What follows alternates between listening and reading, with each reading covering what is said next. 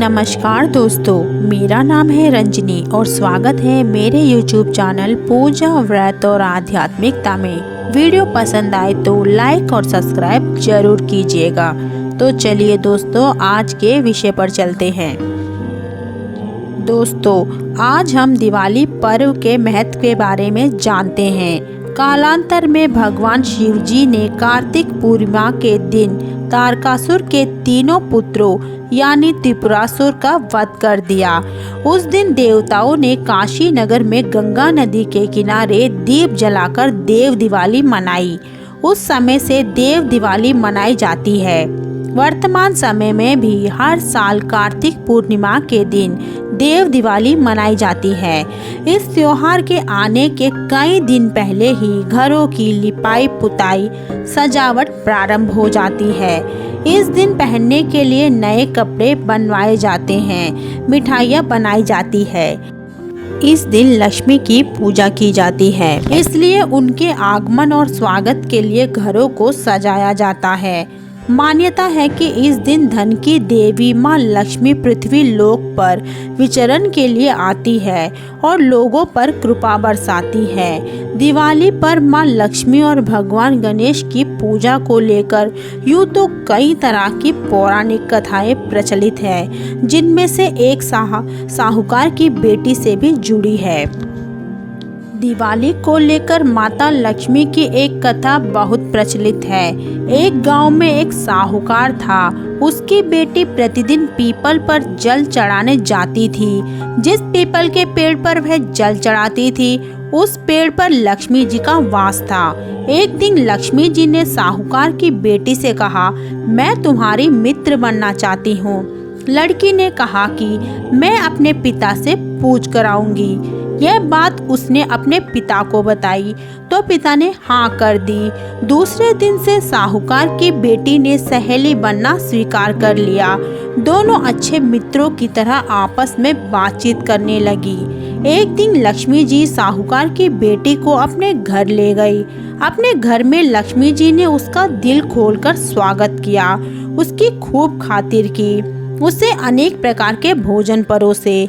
मेहमान नवाजी के बाद जब साहूकार की बेटी लौटने तो लक्ष्मी जी ने प्रश्न किया कि अब तुम मुझे कब अपने घर बुलाओगी। साहूकार की बेटी ने लक्ष्मी जी को अपने घर बुला तो लिया, परंतु अपने घर की ही आर्थिक स्थिति देखकर वह उदास हो गई। उसे डर लग रहा था कि क्या वह लक्ष्मी जी का अच्छे से स्वागत कर पाएगी। साहूकार ने अपनी बेटी को उदास देखा तो वह समझ गया। उसने अपनी बेटी को समझाया कि तू फौरन मिट्टी से चौका लगा कर साफ सफाई कर, 4 बत्ती के मुख वाला दिया जला और लक्ष्मी जी का नाम लेकर बैठ जा। उसी समय एक चील द्वारा किसी रानी का नौलखा हार उसके पास आ गया। साहूकार की बेटी ने उस हार को बेचकर भोजन की तैयारी की।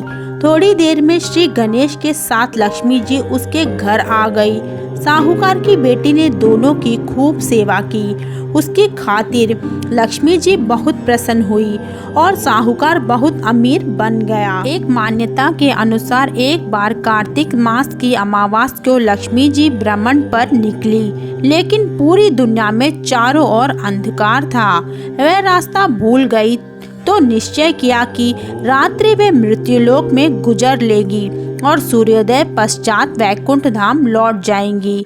मगर उन्होंने पाया कि सभी लोग अपने अपने घरों में दरवाजा बंद करके सो रहे हैं। मगर इसी अंधेरे में उन्हें एक द्वार खुला दिखा, जिसमें एक दीपक की लौ टिमटिमा रही थी।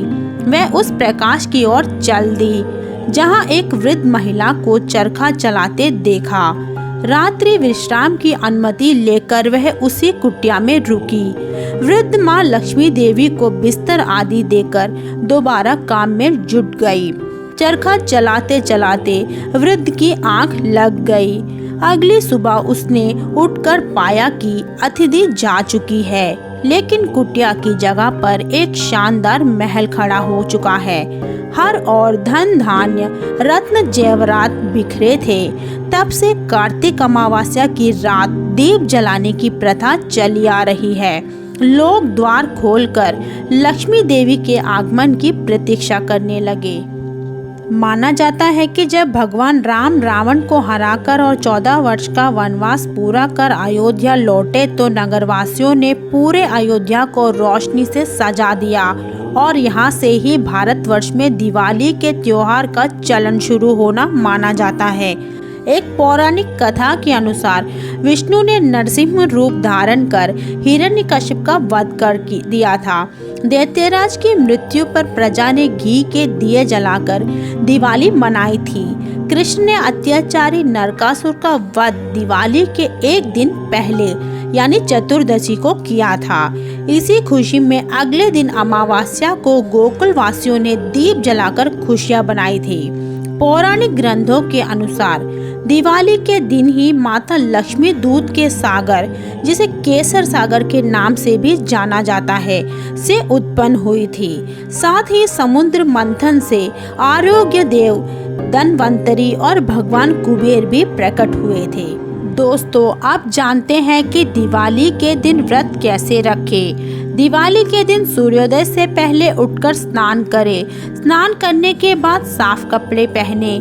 पूरे घर की सफाई के बाद मंदिर की सफाई कर माता महालक्ष्मी के नाम की ज्योति जलाएं। आप विधि पूर्वक माता महालक्ष्मी, भगवान गणेश की पूजा करें। आप कोई भी हिंसा ना करें।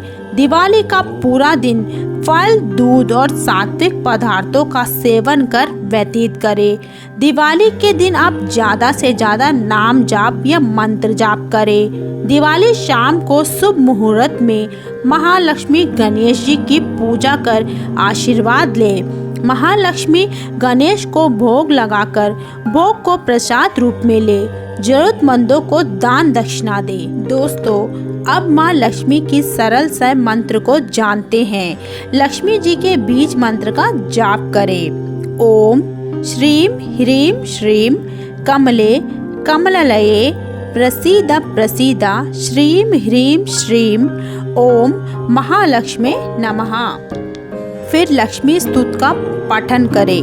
न क्रोधो न च मात्सर्य न लोभो न शुभम मतिः भवन्ति कृता पुण्यानाम भक्तानाम सुता जापिनाम। इसका अर्थ यह है कि लक्ष्मी स्तुति का पाठन करने वाले की क्रोध, मात्सर्य, लोभ व अन्य अशुभ कार्यों में वृद्धि नहीं होती है। वे सत्कर्मों की ओर प्रेरित होते हैं। दोस्तों, यह थी मेरी छोटी सी प्रयास इस विषय पर। एक नए विषय के साथ फिर आपके सामने हाजिर होंगी जल्द। आप सभी लोगों को मेरा दिवाली की ओर से ढेर सारी शुभकामनाएं। आशा करती हूँ कि आप लोगों को यह विषय पसंद आया होगा। अच्छा लगे तो लाइक और सब्सक्राइब जरूर कीजिएगा। धन्यवाद और नमस्कार।